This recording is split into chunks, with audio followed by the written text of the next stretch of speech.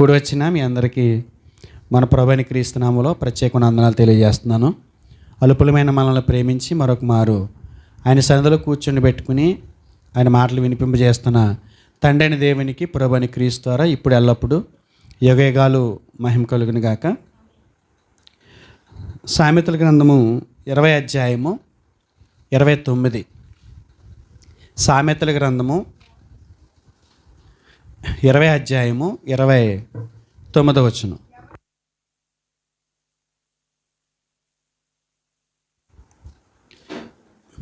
యవనస్తుల బలము వారికి అలంకారము, తలనెరుపు వృద్ధులకు సౌందర్యము.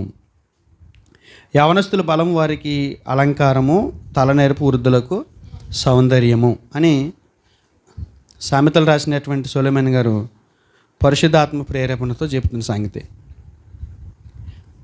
ఈరోజు మనం ధ్యానించబోతున్న అంశం ఏంటంటే యవ్వనుల బలము వారికి అలంకారం అంట. దేవుని వాక్యం ఏం చెబుతుందంటే యవనస్తులకి వారి బలమే అలంకారం అంట. యవనస్తులు అంటే ఏ వయసుకి చెందినవారు అంటే సంఘం అని అంటే ఒక యవనస్తులే ఉంటారు కదా. సంఘం అంటే పిల్లలు ఉంటారు, యవనస్తులు ఉంటారు, నడిప్రాయం కలిగిన వాళ్ళు ఉంటారు, వృద్ధులు ఉంటారు. అయితే యవనస్తులు వారి బలం వారికి అలంకారం అన్నప్పుడు ఇది ఎవరు తీసుకోవాలి? అంశం యవనస్తులు తీసుకోవాలి. అంటే పిల్లలకి అవసరం లేదా? బాలురు వయసులో ఉన్న వాళ్ళకి అవసరం లేదా? వాళ్ళు వృద్ధాప్యులకు వెళ్ళిపోయినటువంటి వ్యక్తులకు అవసరం లేదా అంటే పాటించడానికి వాక్యం ప్రతి ఒక్కరికి అవసరమే. కాకపోతే ఎక్కువగా దాన్ని స్వీకరించాల్సింది ఎవరిని ఉద్దేశించి అయితే దేవుని వాక్యం మాట్లాడుతుందో వారు స్వీకరించాలి. అది వృద్ధులకి అవసరమే, బాలురికి అవసరమే. అంటే ఈరోజు మనం ధ్యానించబోతున్న అంశం ప్రతి ఒక్కరికి అవసరమే. అవసరం లేదు అని నేను చెప్పట్లా. గత వారం మనం నేర్చుకున్నాం దేవుని ఆశ్రయించిన పరిశుద్ధ స్త్రీలు. అటు పురుషులకి ఇటు స్త్రీలకు కూడా అది ఆ సందేశం వెళ్ళింది. నాకు తెలిసింది, అది నాకు అర్థమైంది. అది ఆ సందేశంలో దేవుడిచ్చిన సందేశంలో అది ఇరువురికి పాఠాలు నేర్పించింది, ఆదరణ కలిగించింది, హెచ్చరిక చేసిందని నేను నమ్ముతున్నాను. కాబట్టి యవనస్తుల బలం వారికి అలంకారం అని దేవుడు చెప్పిన ఈ మాటలో దేవుని చిత్తమైతే వృద్ధులకు తలనెరుపు సౌందర్యం అన్నాడు, యవనస్తులకి బలం అలంకారం అన్నాడు. వృద్ధులకి తలనెరుపు ఎలా సౌందర్యం అనేది తర్వాత కాలాల్లో మనం మాట్లాడుకునే ప్రయత్నం చేద్దాం. అయితే ఈరోజు మనం ధ్యానించబోతున్న అంశం ఏంటంటే యవనస్తుల గురించి. యవనస్తుల బలం వారికి ఏంటి? అలంకారం. అయితే ఒక ఇమేజ్ చూపిస్తాను చూడండి. మీకు ఆ స్క్రీన్ మీద వచ్చిన ఇమేజ్ చూడండి. యవనస్తుల బలం వాళ్ళకి అలంకారం అన్నప్పుడు యవనస్తుల గురించి టాపిక్ మాట్లాడుతున్నాం అనుకున్నప్పుడు మీకు వచ్చే సందేహం ఏంటంటే, అనుమానం ఏంటంటే, అసలు ఏ వయసు నుంచి ఏ వయసు వరకు యవనస్తులు? టీనేజ్ వయసు.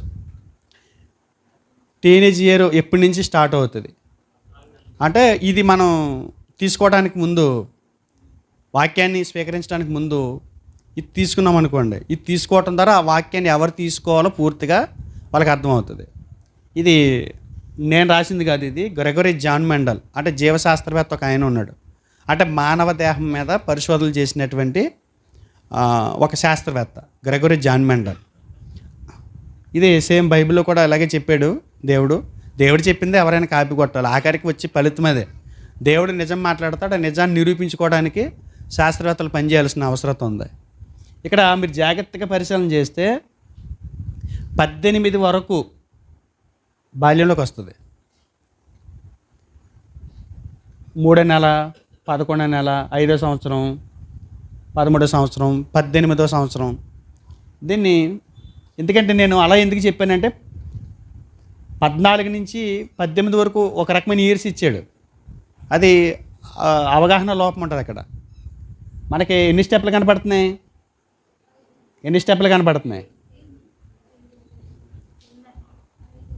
వృద్ధాప్యం ఏ వయసు నుంచి ఏ వయసు వరకు? 70 దాటిన తర్వాత వృద్ధాప్యం.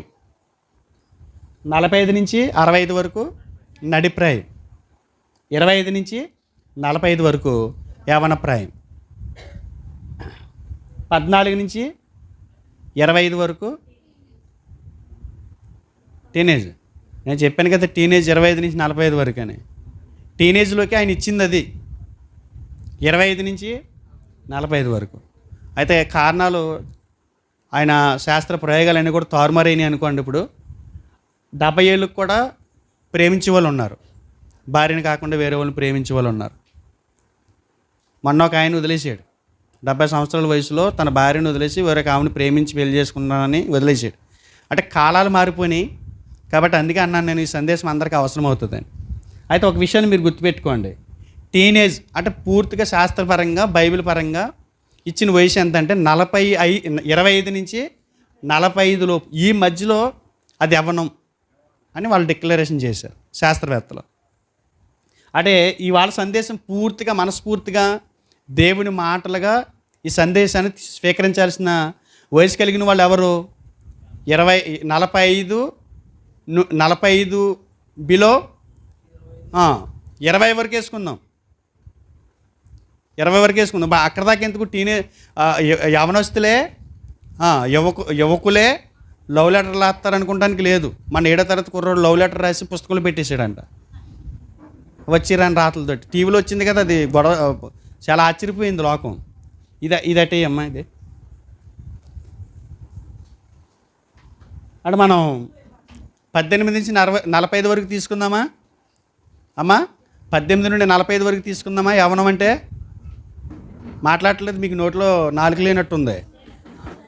టీనేజ్ అంటే యవ్వన ప్రాయము అని అంటే 45 నుంచి కిందకి 18 వరకు తీసుకుందాము.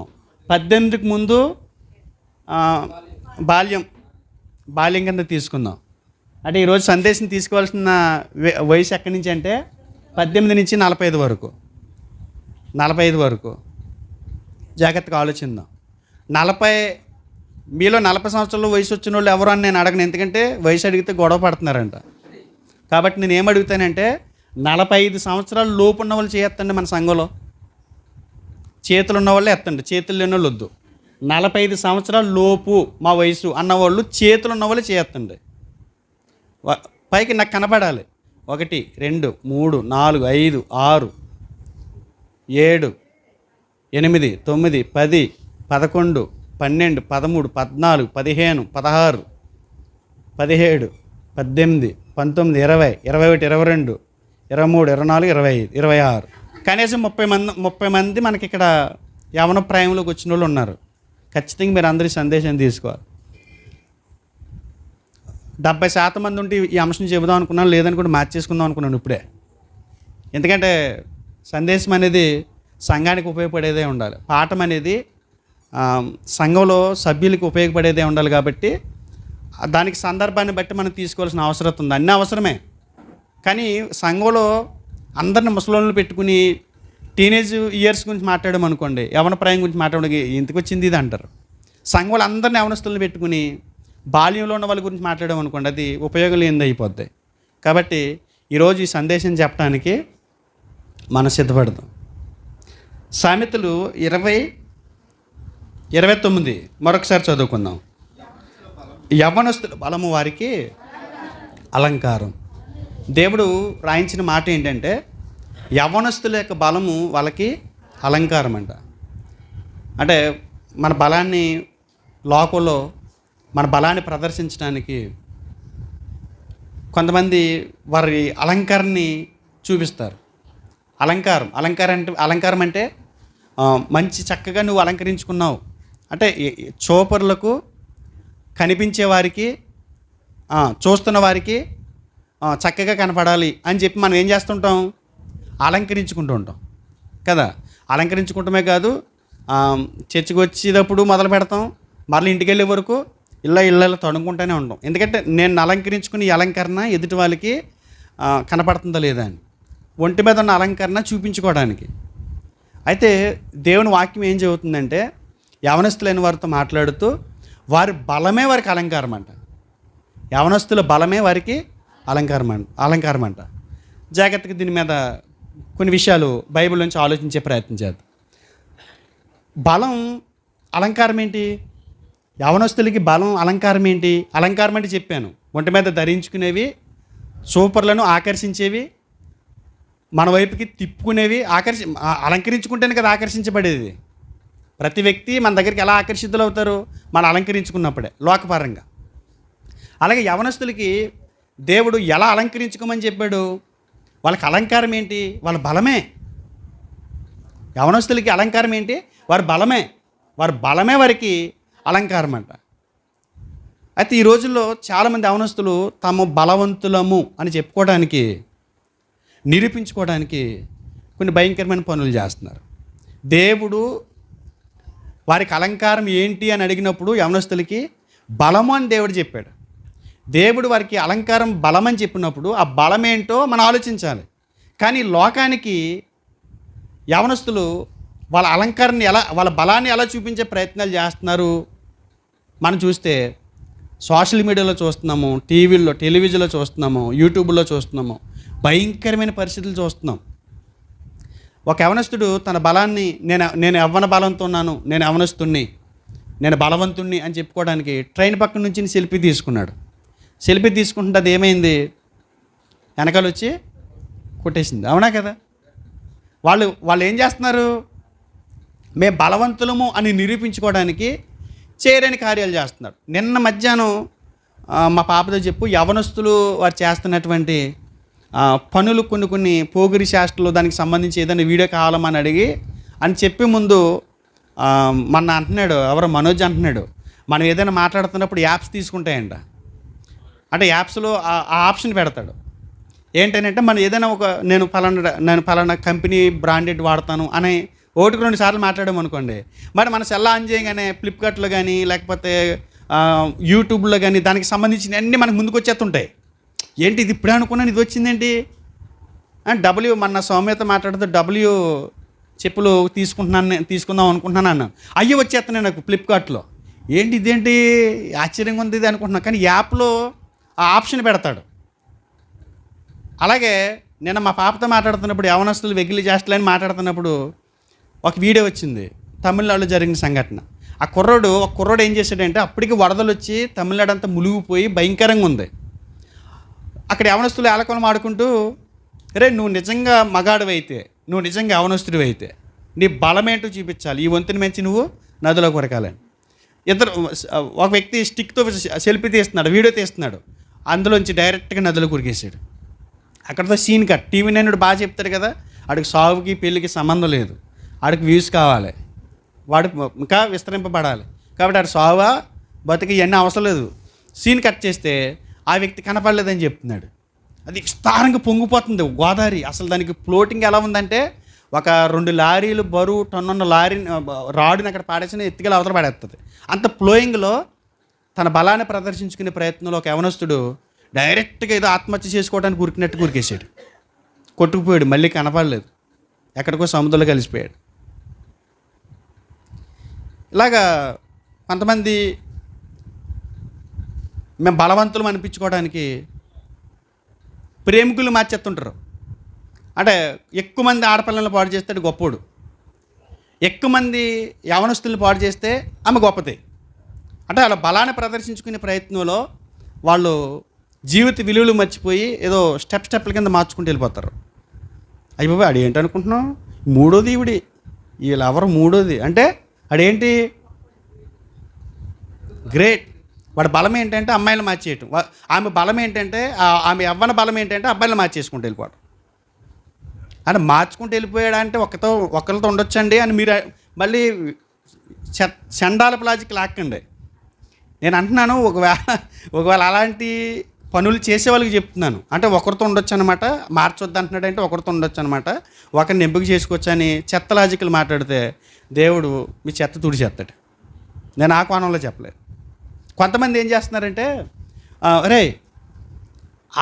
వాళ్ళ యాక్టర్కి 10 అడుగులు ఎత్తు ఫ్లెక్సీ కడితే, రే మనమేంటో మన యూత్ ఏంటో చూపించాలిరా, మన 20 అడుగులు ఎత్తు కట్అవుట్ కడితే ఏ కరెంట్ దిగి 11 కేన్ వేరు తగిలి పటేలు మన కింద ఆడతాం, బూడిదైపోవటం, పిట్టల రాలిపోవటం జరుగుతుంది. అంటే వీళ్ళు ఈ పాపపు ప్రపంచంలో యవనస్తులు బలవంతులు అని చెప్పడానికి కొన్ని పనులు ఉన్నాయి. యవనస్తులు బలవంతులు అని చెప్పుకోవడానికి కొన్ని పనులు ఉన్నాయి. ఇది స్టీరింగ్ వదిలేసి బండి తోలటం, స్టీరింగ్ వదిలేసి బైక్ తోలటం, ఇలాంటివన్నీ కూడా వాళ్ళు ఏమనుకుంటున్నారు? బలవంతులు. అంటే బలవంతులు అంటే ఇదేనా అలంకారం యవనస్తులకి బలము అలంకారం అని దేవుడు చెప్పింది. బలం అంటే ఎలాంటి పిచ్చి చేష్టలు చేస్తూ వారి బలాన్ని ప్రదర్శించుకునేటువంటి పాపపు లోకంలో అనుకుంటున్నటువంటి బలము దేవుడైతే అది కాదంటున్నాడు. కొంతమంది జిమ్లకి వెళ్తుంటారు, ఏం చూపించడానికి? 6 ప్యాకు, 11 ప్యాకు, 8 ప్యాకు, ఇంకే ప్యాకులు ఉన్నాయి, ఏ ప్యాకులు అయినా ఎలా నడుస్తున్నారు అనుకుంటున్నారు వాళ్ళు రోడ్డు మీద? చాలా విచిత్రంగా 2 చేతులు ఎడంగా పెట్టి, 2 కాళ్ళు 2 పంగలు దూరంగా పెట్టి ఇలా ఏంటంటే బలం. నేను సేవలోకి రాకమునుపు కొత్తలో అనమాట, ప్రభు నమ్ముకున్న కొత్తలో, శ్రీను నువ్వు బాగా బక్కగా ఉన్నావు, జిమ్ చేద్దామన్నాడు. జిమ్ చేద్దామనేదేవుడికి అక్కడ జిమ్కి వెళ్ళేదేవుడికి 2 రోజులు చేశాను. డంబుల్ సెంటర్ ఇవి చేశాను. చేసేదేవుడికి బనీలు పడతలేదు. నేను అనుకున్నాను 2 రోజులకి ఇంత బలుపు వచ్చేసిందంటే అనుకున్నాను. ఇంతగా బలుపు కాదు, అది వాపు. పడతలేదు. ఇంక ఇలా నడుతుందండి. ఏంటి అలా నడుతున్నారని ఇది ఈవిడే ఏంటి అలా నడుతున్నారని అంటే బలిసిపోయాను అనుకుంటున్నాను. బలుపు కాదు అది. 2 రోజులు కొట్టాం కదా అలాగా, నరాలు ఈ కండలు అన్ని కదిలి ఒకసారిగాను కొద్దిగా వాపు వచ్చినాయి. 3 రోజులు ఆగితే ఇంతకు మునుపు మీది ఇంతలా చేయండి, ఇప్పుడు ఇంతలా వస్తుంది అన్నాడు. ఎండిపోతామన్నాడు. వీళ్ళందరూ చూపించే ఈ బలం అది బలం కాదు, వాపు. అది 6 ప్యాక్ అంటాడు. 6 ప్యాక్ కాదు. ఒక వారం రోజులు చేయకుండా మానేస్తే 11 ప్యాక్ వస్తుంది. అంటే ముడతలు పడిపోతుంది పొట్ట అంతా, ముడతల మీద ముడతలు. అంటే అన్ని ప్యాకులు వచ్చేస్తుంటాయి కదా. సాగిపోయిన తోలు ఒక్కసారికి దగ్గరికి చేరుకుందంటే ఏమవుద్ది? మడతలు పడిపోద్ది. చాలామంది అనుకుంటున్నారు ఈ భూమి మీద, ఈ పాపపు ప్రపంచంలో యవనస్తులు మాకు అలంకారం ఏంటంటే మా బలమే అలంకారం అంటున్నారు. ఓకే, కాదన్నట్లు దేవుడు కూడా అదే చెప్తున్నాడు, మీ బలమే మీకు అలంకారం అని. కానీ ఆ బలం ఏంటి, ఎలా ప్రదర్శించాలి? యవనస్తులు తమకు అలంకారంగా చెప్పబడినటువంటి ఆ బలాన్ని ఎలా చూపిస్తే అది బలం? బైబిల్ దేవుడే చెప్పాడు, వారి బలమే వారికి అలంకారం అని. పాప ప్రపంచానికి కాసేపు పక్కన పెడదాం. ఇప్పుడు పాపపు ప్రపంచంలో, ఈ చీకటి లోకంలో బలం అంటే ఏంటో అనుకున్నారో ఆలోచించాము. ఇంకా చాలా వెకిలి చేష్టలు చేసినటువంటి సంఘటనలు మనకు కనబడుతున్నాయి. అవన్నీ కాసేపు పక్కన పెడదాం. దేవుడు వారి బలం ఏమని చెప్తున్నాడు, ఏమిటి వారి బలం ఒకసారి చూద్దాం. కొన్ని పాయింట్లు వరుసగా మనం చదివే ప్రయత్నం చేద్దాం. 1, ఏమిటి వారి బలము అని అంటే, వారు దుష్టిని జయిస్తారట. వారి బలాన్ని ఎక్కడ ప్రదర్శిస్తారు? దుష్టుణ్ణి ఎదిరించడంలో, దుష్టుణ్ణి జయించడంలో వారి బలం ప్రదర్శించబడుతుందట. దుష్టిని ఎదిరించినప్పుడే వాడు బలవంతుడు, అదే వాడికి అలంకారం అని దేవుడు తన వాక్యంలో రాయించాడు. యోహాను రాసినటువంటి మొదటి పత్రిక, యోహాను రాసిన మొదటి పత్రిక 2వ అధ్యాయం 13వ వచనం చదువుదామా? యవ్వనస్తులారా మీరు దుష్టిని జయించి ఉన్నారు కనుక మీకు రాయొచ్చున్నా. యవ్వనస్తులారా మీరు దుష్టిని జయించి ఉన్నారు. యవ్వనస్తులు ఎవరిని జయించగలరు? ఏది యవ్వనస్తుడిగా చెప్పబడుతున్నటువంటి ఆ వ్యక్తి యొక్క బలం? నిజంగా పాపం బక్కగా ఉన్న వాళ్ళు ఎంత బాధపడేవారు తెలుసండి. జిమ్కి వెళ్ళే వాళ్ళని చూసి నేను కూడా అలా అవ్వాలి, నేను కూడా 6 ప్యాక్ రావాలి, నా పరిస్థితి ఏంటి? పాపపు లోకంలో ఆడు మంచి బలంగా కనబడుతున్నాడు, ఆడే బలవంతుడు, నేను బలహీనుణ్ణి అని బాధపడే వాళ్ళు ఉన్నారు. ఓ బలవంతుడైన యవనస్తుడా, నీ బలం పనికి మాలిన బలము అని అంటే కండలు చూపించేది కాదు, 6 ప్యాక్లు చూపించేది కాదు. బలము అని అంటే నీరు కలుపుకోకుండా మందు తాగాడు అయిపోవాడు ఏంటనుకున్నా ఫుల్ తాగేస్తాడు. దాన్ని ఏమంటారు? నీళ్ళు కలుపుకుండా తాగేదాన్ని ఏమంటారు? రా అంటుంది నరకం. ఆడికి అర్థం అవట్లేదు, ఇది రా అంటున్నాడు. నరకం అంటుంది, నువ్వు వెంటనే రా అంటుంది. నీళ్ళు కలుపుకోకుండా మందు తాగేస్తాడు. ఏంటనుకుంటున్నాడు? ఫుల్ కొడతాడు. ఫుల్ కొట్టినా ఎలా ఉంటాడు? దృఢంగా ఉంటాడు, కదలడు, అడుగు కూడా తాగినట్టు కూడా కనపడ్డాడా. అయ్యో ఏం బలం రెడికి అని అంటున్నావు కదా. అలా అనుకుంటే అది బలం అనుకుంటే నీ దౌర్భాగ్య స్థితి అది. దేవుడు బలము అంటే అది కాదు. బలము అంటే దుష్టుని జయించటమే. యవనస్తులు దుష్టుని జయిస్తారంట. ఒకసారి చూడండి, ఒకసారి మళ్ళీ చదవండి. యవనస్తులారా, మీరు దుష్టుణ్ణి జయించి ఉన్నారు. దుష్టుణ్ణి జయించి ఉన్నారు. యవనస్తులు ఎవరిని జయిస్తారంట? దుష్టుని జయిస్తారంట. అది నిజమైన బలం. దుష్టుని ఎవడైతే ఎదిరిస్తాడో వాడు అలంకరించుకున్నాడు తన బలంతో. పక్క పేజీ తిప్పండి. యోహాను మొదటి పత్రిక 3వ అధ్యాయము 12వ వచనం. మనము కయీను వంటి వారమై ఉండరాదు. వాడు దుష్టిని సంబంధి అయి తన సహోదరుని చంపాను. వాడు అతన్ని ఎందుకు చంపాను? వాడు అతన్ని ఎందుకు చంపాను? తన క్రియలు చెడ్డవియు తన సహోదరి క్రియలు నీతి గలవై ఉండని గనుకని కదా. మనం కయ్యని వంటి వారమై ఉండరాదు. ఎందుకు కయ్యని వంటి వారమై ఉండరాదు అని అంటే, వాడు దుష్టుని సంబంధి. దుష్టుని యొక్క లక్షణాలు ఎలా ఉంటాయి? ఎవడైనా మంచి పనులు చేస్తే ఈ దుష్టుడు సహించలేడు. దుష్టుడు అని అంటే మీరు అనుకోవద్దు సాతానని. దుష్టుడు అని అంటే దుష్టత్వపు లక్షణాల గురించి మాట్లాడుతున్నాడు. దుష్టుడు అని అంటే సాతాన్ని జయించడం గురించి మాట్లాడట్లేదు ఇక్కడ. దుష్టుడు అని అంటే దుష్టునికి కొన్ని లక్షణాలు ఉన్నాయి. ఆ లక్షణాలు ఏంటంటే, ఎవడైనా మంచి పనులు చేస్తే వాడు సహించలేడు. వాడి క్రియలు చెడ్డవి. చెడు పనులు చేసే ప్రతి ఒక్కడు కూడా దుష్టుని సంబంధి. దుష్టక్రియలు మనం ఎలా చేయబడ్డాం? భూమి మీద పుట్టుకొస్తున్న ప్రతి మనిషి ఎలా సృష్టించబడ్డాడు? దేవుడు ఆయన మాట్లాడుతున్నాడు, తన స్వరూపంలో తన పోలుగు చొప్పున నరులను చేశాడు. నరులను దేవుడు ఎలా పుట్టించాడు? యథార్థవంతులుగా పుట్టించాడు. ప్రసంగి 7:29. కానీ ఎందుకు ఈ లక్షణాలు ఉన్నాయి? దైవత్వపు లక్షణాలు పోయి ఏ లక్షణాలు వచ్చినాయి? దుష్టత్వపు లక్షణాలు వచ్చినాయి. అందుకే కయ్యను హేబెల్ చేసిన మంచి పనులు చూసి వారవలేని వాడై చిన్నబుచ్చుకుని తను చంపేశాడు. అది దుష్ట లక్షణం, దుష్టుని యొక్క లక్షణం అది. రాయికుదురు తెలుసా మీకు? రాయికుదురులో ఒక మర్డర్ జరిగింది. మీకు గుర్తుందో లేదో, మీకు తెలిసే లేదు. ఒక కిరాణా షాప్ ఆయన చంపేశారు. మంచి పికప్గా ఉండేవాడు ఆయన. ఎందుకు చంపేశారంటే సరదాగా చంపేశారండి. 4 కుర్రోళ్ళు. ఎందుకు చంపారు? సరదాగా. ఇంతగా చంపబడిన వ్యక్తి కొడుకు మా హౌస్లో షాపుకి రెంట్కి తీసుకున్నాడు, షాప్ చేస్తున్నాడు. లేకపోతే నాకెలా తెలుస్తుంది దాని గురించి?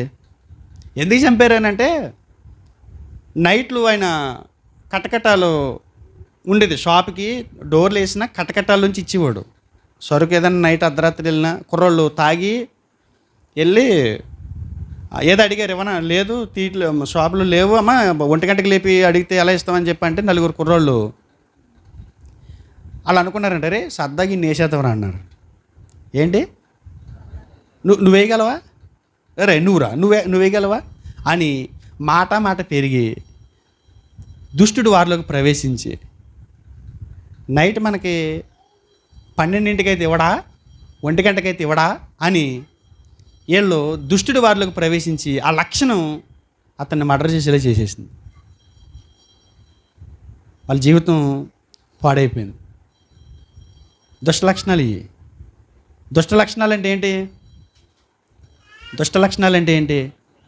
ఇలాంటి భయంకరమైనటువంటి పనులు, చెడ్డ కార్యాలు, అలాంటివి మన జీవితాల్లో ఉండకూడదండి. యవనస్తుల జీవితాలు అసలు ఉండకూడదని దేవుడు చెప్తున్నాడు. మీ బలం ఏంటో చెప్పనా? మీరు దుష్టిని జయించారు. ఎవరినైనా గాయపరచాలని, ఎవరి మీదైనా టార్గెట్ చేసి, ఎవరినైనా ఇబ్బంది పెట్టాలని, చెడు పనులు చేయాలని ఒక లక్ష్యం కనుక మీలో ఉంటే కనుక అది తీసి పక్కన పెట్టండి. అది మీకు బలం. అదే మీ బలం. దుష్టుణ్ణి జయిస్తారు, దుష్ట లక్షణాలని జయిస్తారు. నిజంగా యవన వయసులో ఇప్పుడు మారిపోయింది అంతా, ఏం చెప్తాం. ఇప్పుడు ముసలోడన్నా ఉలికొచ్చేస్తుంది. ముసలోడు యవనస్తుడి కంటే స్పీడ్గా రేజ్ అయిపోతాడు. ఏంటంటే వచ్చేస్తున్నాడు. ఇప్పుడు యవనస్తులే రేజ్ అవుతారనుకుంటే యవనస్తుల కంటే ముసలోళ్ళు రేజ్ అయిపోతారు. చిన్న మాట పడతలేదు వాళ్ళు. పిల్లవాడు కదా, సీనియర్ వయసు అయిపోయినాడు ఎలా ఉంటాడు తెలుసా? ఆడికి తెలుస్తుంది అనుకుంటాడు, ఆగుతాడు. కుర్రోడు రెచ్చిపోతాడంటే పేరు, ముసలోడు కూడా రెచ్చిపోతాడు. అందుగురించి ఏం చెప్పాలో కూడా తెలియక నలిగిపోతున్నాం మేము. సరే కాసేపు ముసలోళ్ళు పక్కన పెడదామండి. ఎవడి వయసు ఎలా ఉంటుందో తెలుసా? చిన్న మాట అంటే పడ్డం మనిషి. ఎవడైనా ఏదైనా అపహాస్యం చేసాడు నలుగురిలో ఉన్నప్పుడు ఏమైనా సరే వాడిని పగ తీర్చుకోవాలనుకుంటాడు. అవునా కదా? ఏమైనా సరే వాడిని పగ తీర్చుకోవాలి. అలాంటి లక్షణాలు కలిగినోడు బక్కగా ఎండిపోయినాడంట దేవుని దృష్టిలో. ఎండి ఊగుతున్నవాడంట, సిక్కి శల్యమైనోడంట, పనికిరానటువంటి బలం అంటది. నువ్వు దుష్టుని జయించు అని అన్నాడా? వాడిని తీసుకొచ్చి వాడినే తీసుకెళ్ళాడికి టీ ఇప్పించి, థ్యాంక్ యూ రా బాబా, నా గురించి నా బలహీనత గురించి ఇంత చక్కగా మాట్లాడావు, నేను సరి చేసుకుంటానని చెప్పి ట్యాంక్స్ ఇచ్చి పంపించేవాడే నిజమైన బలవంతుడు. మన మీద మనకి నెగిటివ్ షేడ్ రాదు, పాజిటివే. ఇలా మొహం చూసుకుని అద్దంలో చూసుకుని కొన్ని ఎలా ఉందంటే ఈ కొన్ని ఎవడకుంది అని మనం అనుకుంటాం. అది గుడ్డిదైనా నడ్డిదైనా శరీరాల అవయవాలు పాడైపోయిన అవయవాలు లోపం మనల్ని మనం ఎలా సమాధానించుకుంటామో అలా సమాధానించుకోకూడదు. సమాధానించుకుంటాం కాబట్టి పక్కోడే ఎవడైనా మన లోపాలు చెప్పాడు అనుకోండి, సరి చేసుకోవాలి. యవనస్తులు నువ్వు రోషానికి పోకూడదట. అందుగురించి యవ్వనస్తులకి దుష్టుని జయిస్తే అదే వాళ్ళకి బలమని దేవుడు ఎందుకు చెప్పాడు అంటే, యవ్వనంలో ఎవడో కూడా ఏంటది మన పాస్టర్ గారు కూడా అంటున్నాడు. ఆఖరికి జాన్ వెస్లీ గారిని కూడా మార్చేసింది సినిమా ఒకటి, తగ్గేదే లే అంట. ఏంటంటది? తగ్గేదే లే. ఎక్కడికి? నరకానికి పోవటానికి. మారను, తగ్గేదే లే. ఎక్కడ పోతావు? నరకానికి పోతాను. యవనస్తులు వారి ఆలోచన విధానం, వాళ్ళ ప్రవర్తన, ఆ తీరు ఎలా ఉంటుందని అంటే, దుష్టుని యొక్క లక్షణాలు యవ్వన ప్రాయం మీద ప్రభావం చూపిస్తుంది. కనుక నువ్వు ఎప్పుడైతే దుష్టుని జయిస్తావో, దుష్ట లక్షణాలను జయిస్తావో, అదే నిజమైన బలం, అదే నిజమైన అలంకారం. దుష్టుడు అలాంటి దుష్ట లక్షణాల వ్యక్తులు మేము చూడలేదు ఎప్పుడు అని చెప్పించుకునే గొప్ప సాక్ష్యాన్ని నువ్వు కలిగి ఉన్నప్పుడు అది నిజమైన బలం. నువ్వు బక్కగా ఉన్నావా, బండగా ఉన్నావా, నాజుగ్గా ఉన్నావా, లేకపోతే ఒకరు లోకం అనుకుంటున్నట్టుగా సిక్స్ ప్యాక్ బాడీ కలిగి ఉన్నావా, ఈ కాదు. అది కాదు దేవుడు యవనస్తుల నుంచి వారి బలం అని చెప్పేది. ఏంటది? దుష్టుణ్ణి జయించారు. కయ్యని జయించాడా? ఓడిపోయాడు. కయ్యని ఓడిపోయాడు. తన తమ్ముడు మంచి పనులు చేశాడని సహించలేక అన్న తమ్ముడి మీద దాడి చేశాడు. అంటే అన్నలో ఏమున్నాయి? దుష్ట లక్షణాలు ఉన్నాయి. వాటిని తీసుకున్నప్పుడే నువ్వు నిజమైన బలవంతుడివి అంటున్నాడు. 2, ఏమిటి వారి బలం అని అంటే, మంచి పేరు సంపాదించుకుంటారంట వాళ్ళు. ఏంటి? మంచి పేరు. తీస్తారు ఒకసారి అపోస్తుల కార్యములు 16వ అధ్యాయం. ఇక్కడ ఒక నమ్మకమైన ఒక యవనస్తుడు మనకు కనిపిస్తాడు. చదువుతామా? పౌలు దెర్బెకును లుస్త్రకును వచ్చాను.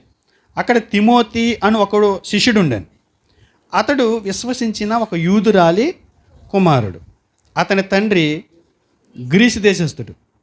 అతడు లుస్త్రలోను ఏకనియలోను ఉన్న సహోదరుల వలన మంచి పేరు పొందినవాడు.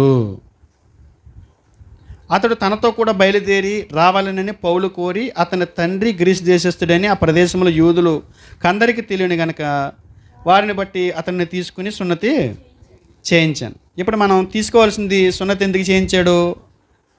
సున్నతి ఆచారం పాత నిబంధనకి చెందింది కదా. ఈ పాయింట్ రేట్ చేయకూడదు. ఇప్పుడు మనం రేట్ చేయాల్సినటువంటి పాయింట్ ఏంటంటే, తిమోతి అక్కడ లుస్త్రాలో ఏకనియలో మంచి పేరు సంపాదించుకున్నాడంట. ఏముందంట అతనికి? మంచి పేరు. యవనస్తులు ఏం సంపాదించుకోవాలి? అదే వారికి బలం. వారి బలం ఏంటి? అతను వెనకాల అలా వెళ్ళిపోతున్నారు. డబ్బు ఉందా? లేదు. అందగాడా? లేదు. రంగు ఉందా? లేదు. మంచి జాత? కాదు. మంచి కులమా? కాదు. ఏంటి అతని వెనకాల జన్మాలు వెళ్తున్నారు? అతడు మంచి పేరే అడిగి బలం. ఏంటి అతని వెనకాల వెంబడిస్తున్నారు? అతని పేరే అతనికి బలం. కులము, జాతి, రంగు, కండ, ఆస్తులు, పాస్తులు ఇవేమి అతనికి బలం కాదు. అతని బలం ఏంటి తెలుసా? అతనికి అలంకారం ఏంటి తెలుసా? అందరూ అతనికి ఆకర్షితులు అయిపోవడానికి గల కారణం ఏంటి తెలుసా? అతడు మంచి పేరు సంపాదించుకున్నాడండి. యవనస్తులు ఏం సంపాదించుకోవాలి? ఏం సంపాదించగలమ్మా? సంబంధాలు అడుగుతున్నారు ఏమంటే, పలానా వాళ్ళు అడుగుదాం అనుకుంటున్నామంటే అయ్యి బాబు ఆడా ఎందుకురండి బాబు, మాకు ఎందుకు వచ్చింది? మళ్ళీ మీరు వెళ్ళి అక్కడికి వెళ్ళి చెప్తారు వీళ్ళు అడుగుతారు, అక్కడికి వెళ్ళి చెప్తారు. ఒక ఆయన అలాగే అడిగాడు అండి, పలానోడుకి మా అమ్మాయిని ఇద్దాం అనుకుంటున్నానని నన్ను అడిగాడు వచ్చి. నేను అమ్మో ఆడా అన్నాను. ఉండాలి కదా, అక్కడికి వెళ్ళి వాళ్ళతోటి అమ్మో ఆడా అన్నాడండి ఆ పాస్టర్ గారు అన్నాడంట. వాళ్ళు ఇప్పటికీ మాట్లాడతలేదు నాతోటి. సర్లే అయిపోయింది, ఏదో చెప్పే మనకు అయిపోయింది. ఇప్పుడు అయిపోయింది ఆయన కూడా అయిపోయాడు. ఎందుకు అయిపోయాడు అంటే ఆరోగ్యం, పిల్లలకి సంసారం బాగోలేదు, ముందు ఒకటి దెబ్బతింది, మళ్ళీ ఇంకోటి ఈ మూర్ఖుడి చేతులు పెట్టాను, ఈడు కూడా ఏడిపించేస్తున్నాడు, ఇంటికి పంపించేశాడు. పెద్ద మనుషులు పెట్టిన సమాధానం లేదు. ఆడు ఎక్కడికో పారిపోయాడు, ముంబై మహారాష్ట్ర మొత్తాన్ని తిరిగి ఇప్పటికి రాలేదు. ఆ బెంగతో చనిపోయాడు ఆయన. చెప్పానా? ఇప్పుడు అంటున్నాడు, ఆయన చెప్పాడు ఏం లేదు అన్నాడు. ఎందుకు అంటే మన మీద మనం అనుకుంటాం నేను చాలా గొప్పనని, కానీ మన గురించి ఇతరులు సాక్ష్యం ఇవ్వాలి. వాడా అసలు మీరు ఆ గుమ్మం అంటే ఇక ఆ ఇంటి పేరట పిల్లలంటే నెంబర్ 1 అండి. చెప్పకలు పెద్దోడా చిన్నోడా వాళ్ళందరూ టాప్ అండి. వాళ్ళందరూ చాలా మంచి వాళ్ళండి. వాళ్ళ పిల్లలండి. ఇది సాక్ష్యం. ఆడా అంటే ఇంకేం చెప్పక్కర్లేదు. ఇక లోకం ఎలా ఉంది, వెంటనే కనమాయిని అల్లేసుకుని దడి కట్టేసి ప్రచారం చేసేస్తారు. కనీసం లుస్త్రాలో ఈకనీయులు అంటే ఆయన చుట్టుపక్కల ప్రాంతాలు అనుకున్నాము. లుస్త్రా అంటే ఆయన ఊరు, ఈకనీయ అంటే పక్క ఊరు. కనీసం నీ వీధిలో మంచి పేరు ఉందా నీకు? పక్క ఊర్లు, పక్క రాష్ట్రాలు, పక్క దేశాలు పక్కన పెట్టండి కాసేపు. కనీసం మన ఇంట్లో మంచి సాక్ష్యం ఉందా? మీ అమ్మ నాన్న నీ గురించి ఏం చెప్తున్నారు? నీ అన్న భార్య నీ గురించి ఏం చెప్తుంది? నీ తమ్ముడు భార్య నీ గురించి ఏం మాట్లాడుతుంది? లేకపోతే వృద్ధులైన నీ నానమ్మ తాత ఏం మాట్లాడుతున్నారు? ఒరే బాబా ఆడు తలపూడు రప్పించేస్తున్నాడు నాయన అని వాపోతుందా నీ గురించి? సాక్ష్యం లేదు కొంతమందికి. ఎంత అందంగా ఉన్నాడండి, ఎంత బాగుంటాడండి, మంచి పికప్గా ఉంటాడండి అని చెప్పారని వచ్చామండి. ఆ కుర్రోడు ఎలా పిల్లని బలి ఇవ్వటానికి తీసుకెళ్ళి బలిపీటలు అంటాడమ్మా. వాడు అందమైతే ఉంది కానీ వాడు మనిషి కాదు, పశువు అన్నట్టుగా సాక్ష్యం ఉందా? ఏంటి అమ్మాయ చాలా చాలా చాలా అందంగా కనపడుతుంది కానండి అయిపోతాడు. అయిపోయినట్టే ఇక్కడ వెళ్ళాడా వాడితో పాటు మీ దినం కూడా అయిపోద్ది, మీ తద్దినం కూడా పెట్టేద్ది. చాలా అందంగా ఉంటుంది కానీ చాలా డేంజర్ అమ్మాయి అని. అంటే మగవాళ్ళ గురించి యవనస్తులు మగవాళ్ళ గురించి మాట్లాడుతున్నారు, ఆడవాళ్ళ గురించి ఆడపిల్లల గురించి. ఆడపిల్లలు యవనస్తులు కాదేంటంటే అని కొంతమంది వాపోతున్నారు. లోన మనస్సాక్షాలను గద్దెత్తుంది. చూశారు మిమ్మల్ని టార్గెట్ చేసాడని. ఎంత వాకింగ్ చెప్పినా మమ్మల్ని టార్గెట్ చేసాడని అంటున్నాడంటే అర్థం ఏంటి? అవన్నీ నీకు అతుకుతున్నాయి, అలా సరిపోతున్నాయి నీకు, నేనేం చేయను? నీకు మానేసిక మతశాఖలోలాగా జై జై జై అని చెప్పుకుని పోవటమేగా. ఏం చెప్పినా నీకు సరిపోతుంది. అది నన్నే తిడుతున్నావు, నన్నే టార్గెట్ చేస్తున్నావు అంటే నేనెవరినే? పోనీ ఏదైనా తీద్దామని అది నీకు సరిపోతుంది, ఇదేమైనా తిడదామంటే అది నీకు సరిపోతుంది. దయచేసి ఒకసారి యవనస్తులకి వారి బలము అలంకారం అని చెప్పిన తర్వాత బలం ఏంటని అడిగితే, నువ్వు నివసిస్తున్న నీ ప్రాంతాల్లో నిన్ను గురించి మంచి పేరు ఉండాలి. మంచి పేరు ఉండాలట. అంటే మంచి పేరు అని అంటే సంఘంలో ఉంటే మంచి పేరు ఉంటుందా? సంఘంలో ఉన్న చెడ్డ పేరు కలిగిన వాళ్ళు ఉన్నారు. ఒకసారి చూపిస్తాను చూడండి. సమూయేలు మొదటి గ్రంథం 2వ అధ్యాయము 22వ వచనం. 2:22. ఏలి బహువృద్ధుడైన ఇశ్రాయేలీయులకు తన కుమారులు చేసిన కార్యములన్నీ వారు ప్రత్యక్షపు గుడారము ద్వారము దగ్గరకు సేవ చేయుటకు వచ్చిన స్త్రీలతో పాపము చేయుటయను మాట చెవిని పడగా వారిని పిలిచి ఇట్లనెను.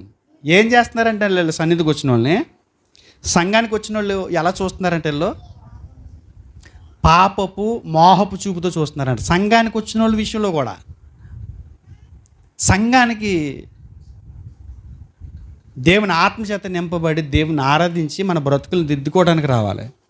సంఘంలో కూడా ఏం చేస్తున్నారంటే వీళ్ళు ఏలీ కుమారులు మోహపు చూపుతో చూస్తూ సంఘానికి వచ్చినటువంటి స్త్రీలను వ్యామోహిస్తూ, అంటే వీళ్ళ చేస్తున్నారా తప్పు అని అంటే స్త్రీలలో కూడా అలాంటి వాళ్ళు ఉన్నారు. అంటే సంఘాలకి ఎందుకు వస్తున్నారు వీళ్ళు? సంఘానికి ఎందుకు వస్తున్నారు? వారి స్థితిని బలపరుచుకోవడానిక, పరలోకాన్ని స్వతంత్రించుకోవాలనా? ఎందుకు వస్తున్నారు? ఒక ఆయన అంటున్నాడు, అండి నేను పలానోని రమ్మన్నానంటే ప్రార్థనకి, వేరే చర్చికి వెళ్తాడంటే మా చర్చికి రమ్మన్నాను. అరే ఫిగర్స్ ఉంటారేంట్రా అన్నాడంట. మొత్తం నీ ఫిగర్ అంతా మాడిపోద్ది రా అన్నాడంట.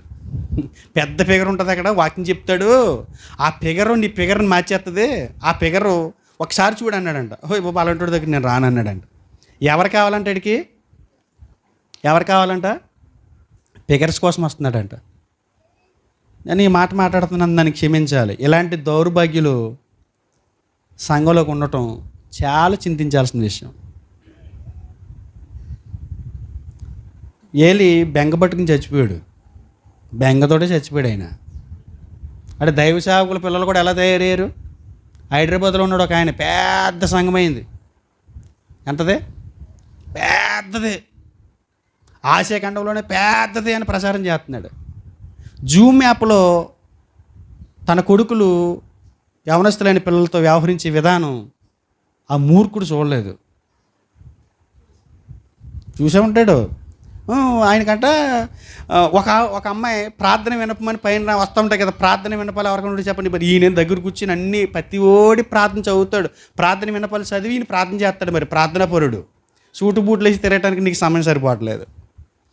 ఒక లెటర్ వచ్చిందంట, ఆ లెటర్ తీసాడంట. లెటర్ చదవంగానే ఏంటి ప్రార్థన వినపమని అంటే, మీ పెద్ద కొడుకుని నేను లవ్ చేస్తున్నాను, ఏదో ఒక రకంగా మా ఇద్దరికి పెళ్లి చేయండి, ఇదే నా రిక్వెస్ట్ అని ఎట్టిందంట. అమ్మ ఆడు నీకు దొరకడని చెప్పాడండి. మరి ఆడో పెద్ద పోటుకాడు, ఈడో పెద్ద పోటుకాడు, ఏం చెప్పాలి? నీ అన్నయ్య అవుతాడమ్మా, నీ అన్నాడు, నువ్వు చెల్లివి, నేను ఆత్మీయ తండ్రిని, సంఘం అంటే ఒక కుటుంబం అని చెప్పాల్సినటువంటి ఈ ప్రబుద్ధుడు, ఇగో ఈ సేవకుడు లైన్ వేసేస్తున్నారంట. ఆ కొడుకులకి లైన్ వేసేస్తుంది. నువ్వు అంటే ఈడు చెడిపోయాడు. అంటే సాక్ష్యం లేదండి. సాక్ష్యం కలిగి ఉన్నప్పుడే అది వారికి బలం. చాలా అద్భుతంగా వాడబడుతున్నాడు అని చెప్పడానికి లేదు. అది అపవాది కూడా అద్భుతంగా వాడుకుంటాడు వాడి పనిలో. అంటే వ్యభిచారపు వ్యక్తిత్వం కలిగినటువంటి భయంకరమైనటువంటి పరిస్థితులు ఇవాళ భక్తులమని క్రైస్తవులను ముద్రించుకున్నటువంటి అవనస్తులైన పిల్లల్లో కూడా ఇది కనబడుతుంది. వాళ్ళ సన్నిధికి వచ్చేది దేవుని ఆరాధించడానికి కాదు, వారు వేరు ఆలోచనతో వస్తున్నారట. దేవుడు ఇలాంటి విషయాలు కూడా ఎందుకు రాయించాడు? ఆయన రాయించాడు, బాధతో రాయించుంటాడు, కానీ రాయించాడు. ఎందుకు రాయించాడు తెలుసా? చాలామంది అవనస్తులు సంఘాలకు వచ్చేది అందుకే, సంఘాలకు వచ్చేది అందుకే. దేవునికి స్తోత్రం. ఎందుకంటే మన సంఘంలో అలాంటి గొడవలు ఏమీ లేవు కనుక. ఒక యవనస్తుని మీకు చూపిస్తాను. అంటే సాక్ష్యం అనేది ఎలా ఉంటుందో చెప్తున్నాను, సాక్ష్యం అనేది ఎలా పొందుకోవాలో చెప్తున్నాను, సాక్ష్యం ఎలా పాడవుతుందో చెప్పే ప్రయత్నం చేస్తున్నాను. ఒక యవనస్తుడు ఉన్నాడు. ఆ యవనస్తుడి గురించి చెప్పే ముందు ఒక రిఫరెన్స్ చూద్దాం. ప్రసంగి గ్రంథం 10వ అధ్యాయం 1వ వచనం. బొక్కవాణి తైలంలో చచ్చిన ఈగ పడుడి చేత అది చెడు వాసన కొట్టును. ప్రసంగి 10:1 బొక్కవాణి తైలంలో చచ్చిన ఈగలు పడుడు చేత అది చెడు వాసన కొడుతుందంట. సెంట్ ఎందుకు కొడతామండి? సెంట్ ఎందుకు కొడతాం? స్మెల్ దేనికి? సెంటు కొట్టుకున్నోడికి మీరు ఒకటే గుర్తుపెట్టుకోండి, సెంటు కొట్టుకున్నోడికి అసలు స్మెల్ రాదు, వాసన రాదు. ఎవరికి వస్తుంది? ఎందుకు కొడతాం సెంటు చెప్పాలి. సెంటు దేనికి కదా? ఇప్పుడు చెమట వాసన ఇది అది మిక్స్ అయిపోయి కొట్టేస్తుంది వాళ్ళకి. పాగ్గా అలా రావట్లేదు అన్నది అంటే వీడి చెమట కలిపి పంపేస్తున్నాడు కదా, వీడికి తెలియదు కదా. వీడు తిరగరాని తిరుగుతున్నాడు, చెమట పడుతుంది. ఆ చెమట పాగు మిక్స్ అయ్యి ఒక కొత్త డిఫరెంట్తో కూడుకున్నటువంటి కంపెనీ వచ్చేస్తుంది. ఇదే కంపెనీ ఎస్ పాగ్. ఏ పాగు? ఎస్ పాగ్ అంటే సంఖపాగ్ అనమాట.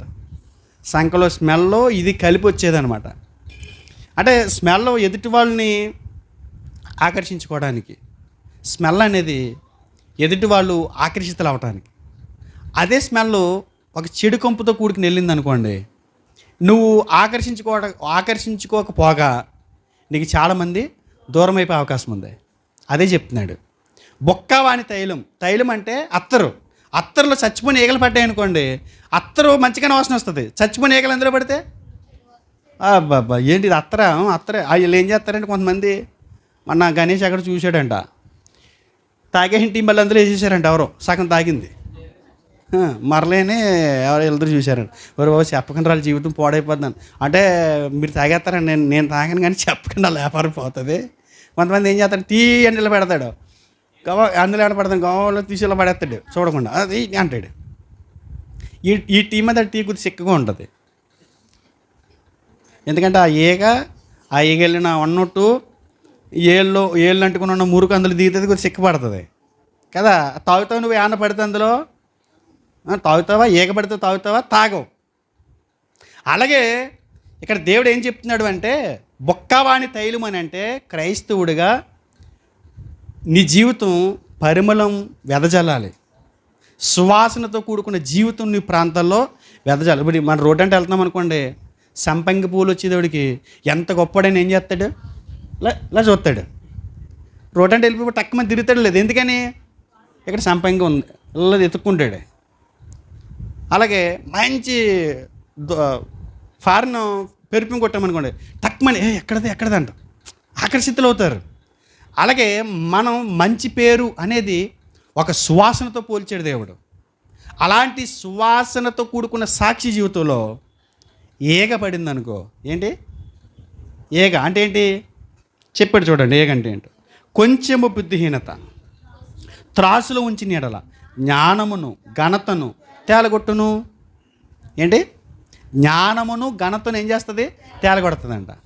అంటే కొంచెం బుద్ధిహీనత, చిన్ని పనులు ఏం చేస్తాయి? మన ఘనతని తేలగొట్టేస్తుందంట, మన జ్ఞానాన్ని ఘనతని కూడా తేలగొట్టేస్తుందంట. అంటే చిన్న ఈగ కదా అని ఆ ఈగ తీసి పక్కన పెట్టిన కుదరదంట, సెంటు పాడవద్దంట. అలాగే మన జీవితాల్లో చిన్ని దేవునికి ఇష్టం లేని పనులు మన సాక్షి జీవితాన్ని పాడు చేస్తాయంట. చిన్నదే అని నిర్లక్ష్యం చేయకూడని చాలా ఉన్నాయి. 10,000 లీటర్ల పాలు అక్కడ పెట్టాం ఏదో చేద్దామని, చిన్న నిమ్మకాయ చుక్క వేయండి అందులో. నిమ్మకాయ చుక్క చిన్నదే కదా, నిమ్మకాయ చుక్క ఒక డ్రాపే కదా, చిన్న చుక్క వేయండి, ఏమవుద్ది? 10,000 లీటర్ల పాలు ఇరిగిపోతాయి. అంతేనా? మన వంశాన్ని వచ్చినప్పుడు మేము ఇక్కడ మళ్ళీ ఇంకో దీవికి వెళ్ళాం. సభకి వెళ్తాం, మధ్యాహ్నం మీటింగ్ అయిపోయిన తర్వాత సరదాగా అలా వెళ్దాం రండి అంటే వెళ్ళాం. ధోని తీసుకెళ్తుంది. అక్కడ ఇంతకు స్టార్టింగ్లో 2 తాడి చెట్లు లోతు ఉంటుందంట. స్టార్టింగ్లోనే అసలు వాళ్ళు చాలా జాగ్రత్తగా కేర్ తీసుకుని మమ్మల్ని ఎక్కించారు. 2 తాడి చెట్లు లోతుమయ్యాన్ని మేము బోట్లో వెళ్తున్నాం. చిన్న సిల్లు ఉందన్న, దాని గురించి మాట వేద్దాం అనుకున్నాను అన్నాడు అనుకోండి. చిన్నదే ఏంటి, చిన్నదే. ధోని అంతా ఏమవుద్ది? అందులో ఉన్నవాళ్ళు చిన్నదే కదా, ధోని మునిగిపోద్ది. చిన్నదే కదా, 10,000 లీటర్లు ఇరిగిపోతాయి. చిన్నదే కదా, ఏంటి చిన్నదే బాబు? చిన్నదానికి కూడా అలా రెచ్చిపోతున్నాడు బాబు మన పాస్టర్ గారు అనకండి. ఆ చిన్నదే నీ బతుకంతా పులిసిపోలే చేస్తుంది. రాత్రి పిండి ఆడవాళ్ళు ఏం చేస్తారంటే, చిన్న కప్పు మిగులుతుంది ఇడ్లీ పిండి. ఈ ఇడ్లీ పిండి పాడేయలేక 40 రూపాయలు తెచ్చిన పిండిలో కలిపేస్తారు. ఇది 40 రూపాయల పిండి ఏమవుద్ది? ఏంటి అట్లు ఎలా ఉన్నాయా? ఏమో నాకేం తెలుసు. ఏం కలిపేశారు? ఇంత ఇంత కక్కుర్తి పనులన్నీ చేస్తారు, మొత్తం అంతా తిట్లు తింటారు. అలాగే నేనేం చెప్తున్నానంటే, ఏం చెప్పదలుచుకున్నానంటే, బొక్కవాణి తైలంలో చచ్చి నెగలు పడితే ఏం కొడుతుంది? చెడు వాసన కొడుతుంది. ఒక విషయం నువ్వు గుర్తుపెట్టుకో, నీ జీవితంలో నీ సాక్ష్యాన్ని పాడు చేసేది నువ్వు చేసే చిన్న చిన్న చెడు పనులే. యవనస్తుడా, నువ్వు మంచి పేరు కలిగి ఉండటమే నీకు బలం, అదే అలంకారం నీకు. ఒక యవనస్తుని జ్ఞాపం చేస్తానన్నాను మీకు. అతడు దేవుని కోసం ప్రతిష్ఠించబడినవాడు, దేవుని కోసం ప్రతిష్ఠించబడినవాడు. కొదమ సింహాన్ని ఏం చేశాడో తెలుసా? అవలీలగా చీల్చిన జయశాలి. అతడు దేవుని కోసం ప్రతిష్ఠించబడినవాడు, సింహాన్ని అవలీలగా చీల్చి అవతల పాడేసినటువంటి జయశాలి. 300 నక్కలను పట్టుకుని వాటి తోకలకి ఈ కట్టి దివిటీలు కట్టి శత్రువుల్ని ముచ్చెమటలు పట్టించినటువంటి ధీరశాలి. శత్రువుల్ని పరిగెట్టించాడు. 300 నక్కలను పట్టుకుని, నక్కని మనకు దొరుకుతుందండి. నక్క కుక్కను పట్టుకోండి. ఈ మధ్యలో చూస్తున్నాం కదా, రీల్స్లో చూస్తున్నాం. కుక్కలు పాపం తింటే ఏదైనా ప్లాస్టిక్ డబ్బాలో తలకాయ ఎడుతున్నాయి. ఆ తలకాయ పెట్టినటువంటి కుక్క కోసం వీళ్ళు 10 మంది పోగాడు అక్కడ తలకాయ అది లాగా అది మీద తిరగబడిపోద్దని భయపడి రకరకాలుగా ఇబ్బంది పడి ఏదో చేస్తున్నారు. కానీ ఈయన అలా కాదంట. 300 నక్కల్ని, ఒక్కొక్క నక్కని ఊహించుకుని చూడండి. నక్క మూతల పట్టుకుని 2 కాళ్ళ మయని నక్కని ఇలా మడత పెట్టి దాన్ని తోక్కి దివిటి కట్టి అలాంటి 300 నక్కలు వదిలి పొలాలకు వదిలాడంట. అలాంటి ధీరశాలి. నక్కన కూడా లొంగ తీసుకునే శక్తిమంతుడు. నక్కలు వదులుతుందా? కుక్కగా భయపడే మనం నక్కల్ని ఏం చేయగలం అనుకుంటారేమో. ఆయన ఒక చోటుకి వెళ్తున్నాడు. గేట్ అడ్డొచ్చిందండి పట్టణంలోకి వెళ్ళడానికి, పెద్ద గేటు. ఆ గేటు 2 గేట్లు ఇలా మడతెట్టి లాగి ఆ గోడలోంచి ఇలా బయటికి లాగి అది అలా నెత్తి మీద పట్టుకుని వెళ్ళి కొండ మీదకి ఇసిరి అవతలాడేసాడంట. న్యాయాధిపతులు 16 అధ్యాయం ఉంటే చదవండి ఇంటికి వెళ్ళిన తర్వాత. అలాంటి వీరుడు, ధీరుడు. గాడిద దవడతో ఎంతమందిని చంపాడు తెలుసా? 1000 మందిని చంపాడు. ఎందుకంటే ఇందుకు చెప్పారు అన్నీ. ఆయన గేటుని తీసుకెళ్ళి కొండ మీద పాడేస్తే ఏంటి, 300 నక్కలకి డ్యూటీలు కట్టి శత్రువులు బెదిరిస్తే ఏంటి, గాడిద దవడ ఎముకతో 1000 మందిని చంపితే ఏంటి, దేవునికి ప్రతిష్ఠిస్తే ఏంటి, ఒక దిలీలకు పడిపోయాడు కదండి. చిన్న సాక్ష్యం. సంసోన్ అనేసరికి మీరు ఒక విషయం చెప్పండి. సంసోన్ అనగానే మనకు గుర్తొచ్చేది ఏంటి? దెలీలా. దావీదు అనగానే మనకు గుర్తొచ్చేది ఏంటి? బెత్షెబా. యవనస్తుడు ఫలానా వ్యక్తి అని ఇలా గుర్తు చేసుకోగానే ఏం రావాలి? నేనేం చెప్పదలుచుకోలేదు ఇంకెందుకంటే భయం వేస్తుంది నాకు. నేనేం చెప్పను, మీకు అర్థమైతే దేవునికి స్తోత్రం. ఫలానా వ్యక్తి పేరు ఎత్తంగానే ఏం గుర్తు రావాలి? నిజంగా దావీదు ఇప్పుడుంటే ఆయన గురించి దేవుడిచ్చిన సాక్ష్యాన్ని చదివినప్పుడు చాలా బాధపడతాడు. ఒకసారి చూపిస్తాను మీకు. రాజుల మొదటి గ్రంథం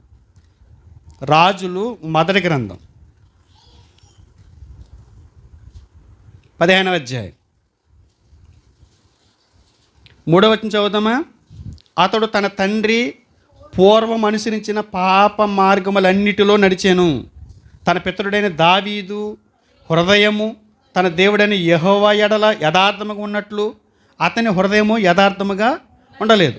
దావీదు హిత్తీయుడగు ఊరియా సంగతి యందు తప్ప తన జీవిత దినములన్నీ యెహోవా దృష్టికి యథార్థముగా నడుచుకొనుచు యెహోవా అతనికి ఇచ్చిన ఆజ్ఞల్లో దేని విషయమందును తప్పిపోకుండెను. ఇదేంటంటే మళ్ళీనే పలానా విషయంలో తప్ప. ఏంటే పలానా విషయంలో తప్ప? పలానా వ్యక్తి చాలా మంచోడే కానీ ఇంట్లో కూర్చొని ఆంబూతులుగా అమ్మ నాన్న మీద పడి తింటున్నాడంట. మంచోడే, చాలా పనులు చేస్తాడు, సంఘానికి ఉపయోగపడతాడు, సంఘ సభ్యులకు ఉపయోగపడతాడు, అన్నింటికి మంచోడే. కానీ భార్యని పెట్టి కొడతాడట. మంచిదే, కానీ భర్తని సంటేస్తుంటుందంట. లేకపోతే అమ్మ నాన్నని ఏడిపిస్తుందంట. అమ్మ నాన్న మాట ఇందంట. సాక్ష్యం ఏంటి? అమ్మ బయటకు తీసుకెళ్ళండి. సాక్ష్యం ఏంటి? యవనస్తులైనటువంటి మీ కొరకు దేవుడిస్తున్న సాక్ష్యం కాసేపు పక్కన పెడితే, నువ్వు నివసిస్తున్నటువంటి ప్రాంతాల్లో నీ గురించి నీ చుట్టూ ఉన్న ప్రజలు ఇస్తున్నటువంటి సాక్ష్యం ఏంటి? ఆ సాక్ష్యమే నీకు బలం, ఆ బలమే నీకు అలంకారం. మా దగ్గరికి ఆ ఎదర కాపులు ఉన్నారు కదా, ఆ పాప కోసం సంబంధానికి వచ్చారు. మేము మా దగ్గరికి వచ్చే ముందు మా దగ్గరికి వచ్చారు. నన్ను చాలా మంచిది అమ్మాయి, హైందువులే, వాక్యం తెలీదు, కానీ క్యారెక్టర్ విషయంలో పిల్లలు చాలా అద్భుతంగా బతుకుతారు. మేము ఇదే చెప్పాం, చాలా మంచి వాళ్ళని మీరు అసలు వేరే అడగండి, మీరు పాడు చేసుకుంటే మీరు నష్టపోయినట్టే, మంచి సంబంధం అండి అని చెప్పాం. వాళ్ళు మా దగ్గరికి వచ్చి పాస్టర్ గారితో మాట్లాడతారు తప్ప పిల్లలు, నేను వాళ్ళని ఎప్పుడు మాట్లాడతాను, నేను చూశాను, నా కళ్ళతో నేను చూశాను. వాళ్ళ బిహేవియర్ బాగుంది, వాళ్ళ నడత బాగుంది, తల్లిదండ్రులకు వాళ్ళు చూపించే విధేయత బాగుంది. సాక్ష్యం మనం అనుకుంటాం ఎవడ పట్టించుకుంటలేదు కదా అని, కానీ మనల్ని చాలామంది అబ్జర్వేషన్ చేస్తుంటారు, చాలామంది మనల్ని గమనిస్తుంటారు. యవనస్తులైన బిడ్డలకు చెప్తున్నాను నేను, మిమ్మల్ని ఎవరు పట్టించుకోలేదు అనుకోకండి, అందరూ చూస్తున్నారు, గమనించట్లేదు అనుకోకండి. నాతో వచ్చి యవనస్తులు మరీ ముఖ్యంగా గుర్తుపెట్టుకోండి, నేను అన్నీ చూస్తాను, నేను అన్నీ గమనిస్తాను. నాకు దేవుడిచ్చిన స్థానిక సంఘంలో యవనస్తుల్ని పట్టించుకున్నట్టుగా ఉంటున్నాను అనుకుంటున్నారు మీరు, నాకు అన్నీ తెలుసు. కాబట్టి దేవుని సేవకుడికి 2 చేతులు జోడించి ఒక మాట చెప్తున్నాను, యవనస్తులైన మీరు మీ జీవితాలని పాడు చేసుకోకండి, మీ సాక్ష్యాన్ని మీరు కడ వరకు కొనసాగించుకోండి. లుస్త్రాలో, ఏకొనియలో తిమోతి ఏం చేశాడు? మంచి పేరు సంపాదించుకున్నాడంట. ఆ పేరు మనం చచ్చేసరికి ఏమండాలి? కీర్తి శేషులు. ఏంటి కీర్తి శేషులు అంటే?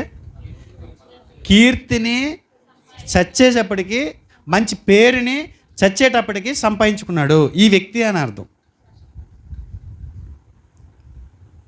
ఏమైపోయాడు అతడు? అంత బలవంతుడు, అంత బలవంతుడేనా అతడు? బలవంతుడేనా? నేను అంటాను బలవంతుడేమో అని అనుకుంటున్నారేమో, కానీ బలహీనుడైనా బలవంతుడు అనుకుంటున్నాను నేను. ఏం పోగొట్టుకున్నాడు? మంచి సాక్ష్యాన్ని పోగొట్టుకున్నాడు. మనం కూడా మన గురించి సాక్ష్యం, మన యవనస్తులైన పిల్లల గురించి, అమ్మాయి ఏంటి అమ్మాయి అంటే ఏదో ఉంది చెప్పలేకపోతుంది, చెప్తే మళ్ళీ గొడవలు అవుతాయని భయం. కొంతమంది మా పిల్లలు బంగారం వజ్రాల మూట, బంగారు దండ, ముత్యాల మూట పెడద్దు నీకు మూట. మా పిల్లలు అలా వెళ్ళారు, కరెక్ట్ చేస్తారు. ఎక్కడికి ఎలా వెళ్ళిందో అలా వచ్చేద్ది. మా పాప నిందలు వేసేస్తున్నారు తమ్ముడు మా పిల్ల మీద అన్నారు. నిందలు కదా, కానీ నిజమయ్యి అదే చెప్తున్నాడు. బలవంతుడు తన సాక్ష్యాన్ని కాపాడుకుంటాడు, యవనస్తుడైన బలవంతుడు తన సాక్ష్యాన్ని కాపాడుకుంటాడు. అదే ఆడికి బలం. అంతమంది అతని వెనకాల ఎందుకు తిరుగుతుంది? అదే ఆడికి బలం, మంచి సాక్ష్యం, మంచి పేరు. ఎవడ కూడా పలానా దాంట్లో ఇలా మోసగాడు, పలానా విషయంలో ఇలాంటోడు, ఇగో ఇలాగా అది చేస్తాడు ఇది చేస్తాడు అనేటువంటి సాక్ష్యం వారి జీవితాల్లో ఉండకూడదంట. మన ఎక్కడికి వెళ్ళాం మేమంతా, వాళ్ళ పేర్లు వాళ్ళ ఊసులో ఏమి ఎత్తాను, ఎందుకంటే గొడవలు జరుగుతున్నాయి. వెళ్ళి వచ్చేటప్పుడు మాలో ఒక కుర్రోడు కంగారు ఆదరపాదరగా ఉన్నాడు. వేల చూపులు చూస్తున్నాడు. ఏంట్రా ఇలా చూస్తున్నాడో అని నేను అబ్జర్వేషన్ చేస్తున్నాను, నాకు తెలియలేదు. తర్వాత ఒక అమ్మాయి చెప్పింది, వీడు కంగారు పడుతున్నాడు, ఒకసారి ఈపి చూడండి ఎలా ఉందని. ఈపి ఒళ్ళంతా దుమ్ము కింద ఉంది. ఏం చేశాడు? ఎక్కడికి వెళ్ళాడు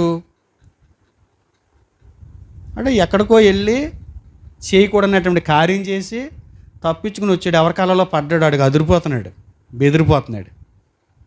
అందరు మంచోళ్ళు ఉండరండి, తల్లిదండ్రులు అందరూ మంచోళ్ళు ఉండరు, తలతెక్కోళ్ళు ఉంటారు, మెల్ల ఇరిసేస్తారు అక్కడికి వెళ్ళి అలాంటి పనులు చేస్తే.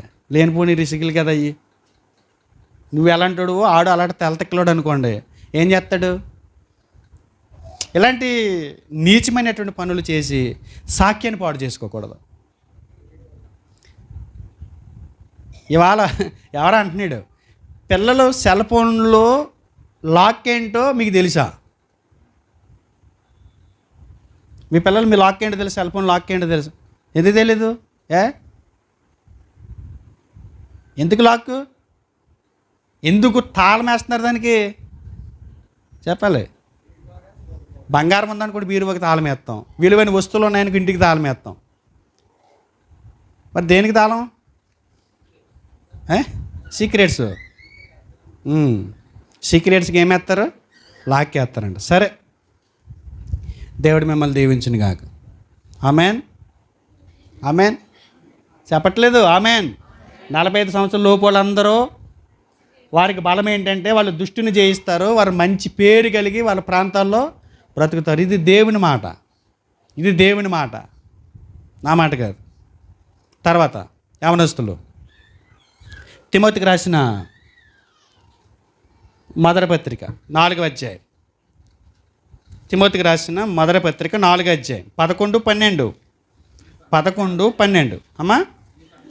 ఈ సంగతులను ఆజ్ఞాపించి బోధించుము. చూడు, ఈ సంగతులు ఆజ్ఞాపించి బోధించు. ఓ తిమోతి, నీ యవ్వనమును బట్టి ఎవడును తృణీకరింపకుండా చూసుకో.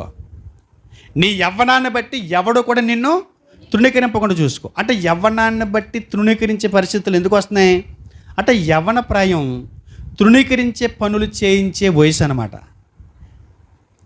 ప్రజలు రిజెక్ట్ చేసే వయసు అది, ప్రజలు తట్టుకోలేనటువంటి వయసు. ఆ యవ్వనం ఉపయోగపడుతుంది, నష్టాన్ని కలిగిస్తుంది. శ్రీలంకలో చర్చిలో బాంబు పెట్టారు, 400 మంది విశ్వాసులు చచ్చిపోయారు. అందులో మానవ బాంబు పెట్టుకుని వెళ్ళినటువంటి వ్యక్తులందరూ కూడా 20 సంవత్సరాలు పైబడిన వాళ్ళే, 30 సంవత్సరాలు లోపు వాళ్ళే. వాళ్ళు ఉపయోగపడతారు, ప్రమాదాన్ని తీసుకొస్తారు. కాబట్టి నీ యవ్వనాన్ని బట్టి ఎవడ కూడా నిన్ను తృణీకరింపకుండా చూసుకో. యవ్వనాన్ని బట్టి నిన్ను ఎవడ కూడా తృణీకరించకుండా చూసుకో. యవనస్తులకు మరొక బలం ఏంటి? వాళ్ళు యవ్వనాన్ని బట్టి ఎవడ కూడా తృణీకరించకుండా చూసుకుంటారు. ఎలా తృణీకరించకుండా ఉండగలుగుతారు యవనస్తుల్ని? వారు మాటలోను, ప్రవర్తనలోను, ప్రేమలోను, విశ్వాసములోను, పవిత్రతలోను విశ్వాసులకు మాదిరిగా ఉండము. నీ యవ్వనాన్ని బట్టి ఎవడ కూడా నిన్ను తృణీకరింపకుండా చూసుకో. నువ్వు మాటలు కానీ, ప్రవర్తనలో కానీ, ప్రేమలో కానీ, విశ్వాసంలో కానీ, పవిత్రతలో కానీ విశ్వాసులకి ఎలా ఉండాలి? మాదిరిగా ఉండాలి. విశ్వాసులకి మాదిరిగా ఉంటారంట. యవనస్తులు ఎలా ఉంటారు? మాదిరిగా ఉంటారంట. వాళ్ళు నిజమైన బలవంతులు. అది వారికి అలంకారం. ఆయన మాట కానీ, ఆయన నడత కానీ, ఆయన విశ్వాసం కానీ. యవనస్తుడా చాలా మంచి వాళ్ళండి. వాళ్ళు అసలు ఎందులోని కూడా తృణీకరించడానికి, రిజెక్ట్ చేయడానికి లేదండి అని చెప్తున్నాడు. తీతుకు రాసిన పత్రిక ఆ తర్వాత పుస్తకంలో చూడండి, 2వ అధ్యాయము 7వ వచనం. 2వ అధ్యాయం 7వ వచనం. గణేష్ అది ఎంత వచ్చింది చూడమ్మా. 2:7. పరపక్షమందుండు వాడు 6 కూడా చూద్దామమ్మా. 6వ వచనం. అటువలనే స్వస్థ బుద్ధి గలవారై.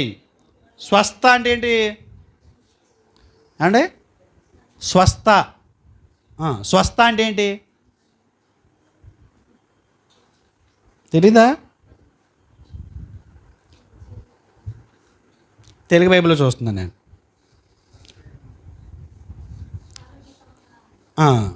స్వస్థత అంటే ఆరోగ్యం ఇవ్వటం, స్వస్థత లేదు అంటే అనారోగ్యంగా ఉండటం. మన బుద్ధి ఎలా ఉండాలి? ఆరోగ్యంగా ఉండాలంట. ఆరోగ్యం అంటే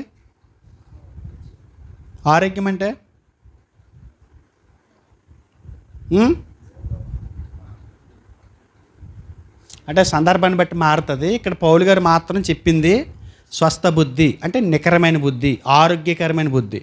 జబ్బు చేసినోడు నిద్రపోతాడు, జబ్బు చేసినోడు నడవలేడు, జబ్బు చేసినోడు తుమ్ముతాడు, దగ్గుతాడు, జబ్బు చేసినోడు ఆకలేదు, జబ్బు చేసినోడికి అన్నీ ఉంటాయి. ఆరోగ్యవంతుడికి అలాంటి బలహీనతలు ఏమీ ఉండవు. అదే ఇక్కడ ఏమని చెప్తున్నాడు? స్వస్థ బుద్ధి. నీ బుద్ధి ఎలా ఉండాలి? ఆరోగ్యంగా ఉండాలి. ఆరోగ్యకరమైనటువంటి నీ బుద్ధి.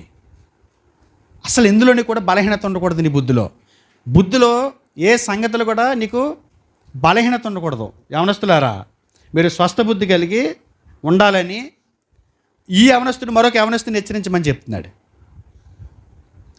ఎందుకంటే పరపక్షమందుండువాడు మనలను చెడు మాట ఏదియు చెప్పనేరక సిగ్గుపడినట్లు అన్నిటి యందు నిన్ను నీవే సత్కార్యముల విషయమై మాదిరిగా కనపరుచుకున్నాము. మాదిరి ఉండాలట.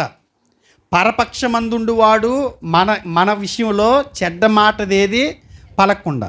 అంటే ఏంటి? పరపక్షమందుండువాడు అంటే ఏంటి? ఎవరు అంటే మనల్ని బ్లేమ్ మనల్ని హేళన చేస్తుంటారు, మనల్ని అవమానపరుస్తుంటారు, మనకి శత్రువులుగా వ్యవహరిస్తుంటారు. వరే పలానా ఆ వ్యక్తి మంచోడు కాదు, ఆ వ్యక్తి అలాంటోడు, ఈ వ్యక్తి ఇలాంటోడు అని మన మీద సాడీలు చెప్పేవాళ్ళు ఉంటారు చూసారా. పరపక్షమంది ఉండేవాళ్ళు, మన పక్షాన్ని కాకుండా వేరే వాళ్ళ పక్షాన్ని ఉండే వ్యక్తులు ఉంటారు చూసారా. వాళ్ళు మన మీద ఏం చేయకూడదు? చెడ్డ మాట ఏమి నేను చెప్పాను నువ్వేదా అన్నావు. ఇవాళ ఏం చేసాడాడు? నేను చెప్పిందే చేశాడా అని వాడికి నువ్వు అవకాశం ఇవ్వకో. నీ జీవితంలో మాదిరిని కనపరచు. ప్రతి సత్కార్య విషయంలో మాదిరిని కనపరచు. మాటలో మాదిరి కనపరచు.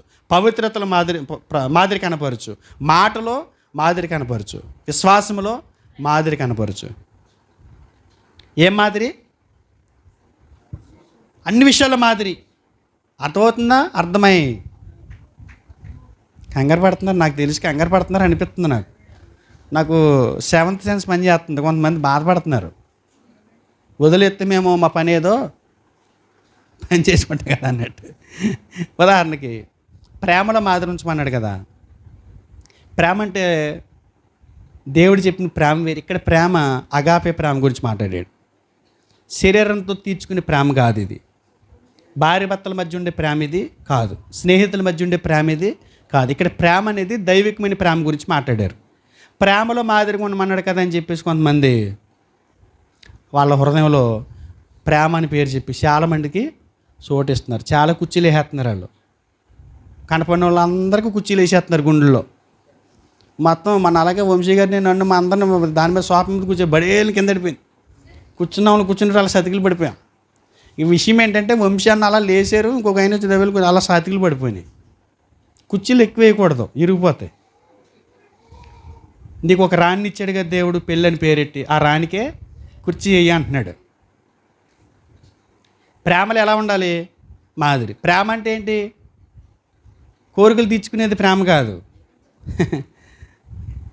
ఒక యువకుడు ప్రేమ పేరు చెప్పి తిరిగి ప్రేమ అంటే ఏంటి అర్థమైందంటే వాడికి పరీక్షలు ఫెయిల్ అయిన తర్వాత ఏమని చెప్పాడంటే తెలుసా? లాస్ ఆఫ్ వాల్యుబుల్ ఎడ్యుకేషన్ అన్నాడంట. అంటే నేను చదువులో ఫెయిల్ చేసేసింది.